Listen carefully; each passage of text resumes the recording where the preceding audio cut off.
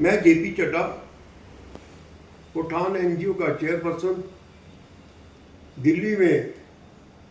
आज मैं विजयवाड़ा और हैदराबाद के ट्रांसपोर्टरों के बारे में लिख रहा हूँ और दिल्ली के जीएसटी डिपार्टमेंट के अधिकारियों का, जो कि इस वक्त रिश्वत के बीच में मिले हुए हैं, कमीशन से लेकर नीचे तक, जो कि ट्रांसपोर्ट माफिया दलालों के साथ मिलके मंत्रियाँ सेट कर ली हैं और दलाल जो कि माफिया ट्रांसपोर्टरों की गाड़ियाँ दिल्ली से निकाल रहे हैं, इनके बारे में मैं बताना चाह रहा हूँ कि ये सब ऐसा ही जो पहले चल रहा था आज से 6 साल पहले, अब फिर वही सिस्टम चालू हो गया है। तो ये काम सारा 2 नंबर का धंधा सरेआम चल रहा है। कई ट्रांसपोर्टर एक दूसरे की गाड़ियाँ पकड़वा रहे हैं, जैसे कि अभी पीछे नागपुर भोपाल ट्रांसपोर्ट की गाड़ी ओटीसी ने पकड़वाई है गाड़ी, जिसका 1.5-2 करोड़ रुपये 2-3 जगह गाड़ियाँ रुकवाई हैं इसकी। औरों की भी गाड़ियाँ रुकवा रही हैं, ऐसे ओटीसी की रुकेगी, कल को वो रुकेगा, वो रुकेगा।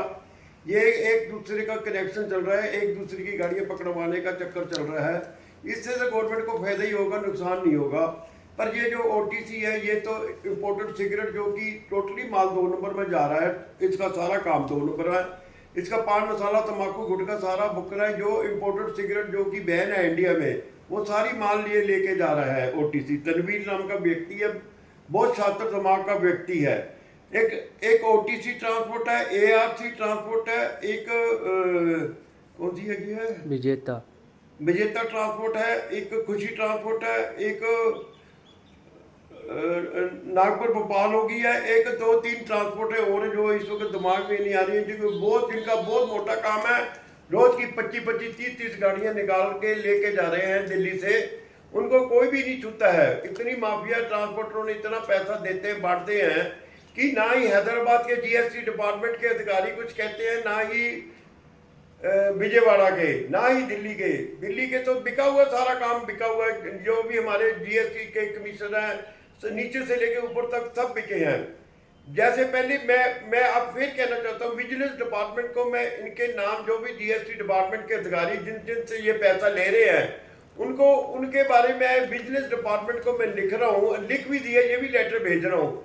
और मेरे को जो कई बंदे माफिया वाले हैं और कई जो ट्रांसपोर्टर हैं, मेरे को धमकियां दे रहे हैं, जान से मारने की धमकियां दे रहे हैं, क्योंकि तो इसको क्या लेना देना है, तुम क्यों बोलते हो।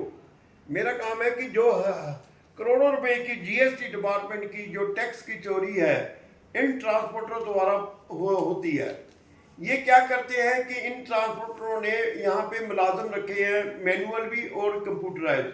इन्होंने कम से कम 15-15 फर्में बना रखी है, जो कि फर्जीवाड़े की फर्में जीएसटी डिपार्टमेंट द्वारा, जिनके फेक बिल, जो 2 नंबर का माल बुक करते हैं, ये उन्हीं से फेक बिलों से, जो कि 6 महीने बाद वो फर्म खत्म कर देते हैं, करोड़ों रुपए की टर्नओवर करते हैं उससे, उन बिलों के साथ। और उसके बाद ये फर्में खत्म कर देते हैं 6 महीने के बाद। अगर कोई रास्ते में गाड़ी पकड़ी जाएगी, उसका पूरा आएगा कि ये बिल 1 नंबर का है। क्यों कि इसका 6 महीने के बाद जब खत्म करते हैं, फिर इसका खत्म हो जाएगा।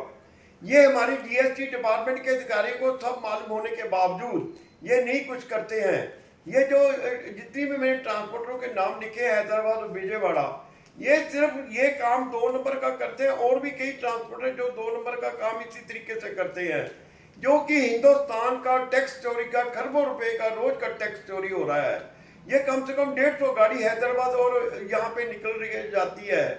सारा माल, इलेक्ट्रॉनिक्स क्या, कत्ता क्या, पान मसाला, सुपारी क्या, सारा कुछ माल इन माफिया ट्रांसपोर्टरों द्वारा जा रहा है। थोक में जा रहा है, परचून में जा रहा है, ऐसे ही जा रहा है। मैं ये चाहता हूँ कि अब पीछे नागपुर भोपाल की गाड़ी पकड़वाई है, ओटीसी ने पकड़वाई है, जी आगरा में पकड़वाई है, कि झांसी में पकड़वा दी है।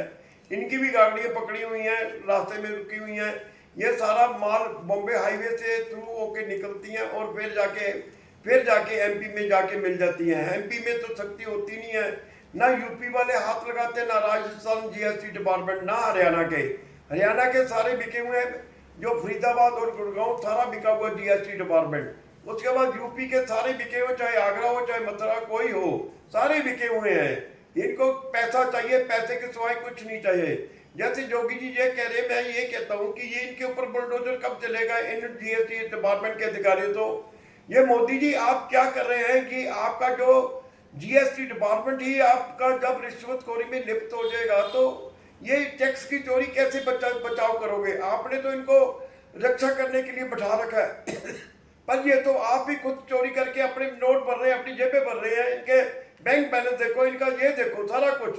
पर मैं आज यही कहना चाहता हूँ, फिर निवेदन पूर्व जो मैडम सेंट्रल जीएसटी डिपार्टमेंट के अधिकारियों को कहना चाहता हूँ कि दिल्ली में आप सख्ती बरते, जिससे कि आप हिंदुस्तान के लिए काम करते हो।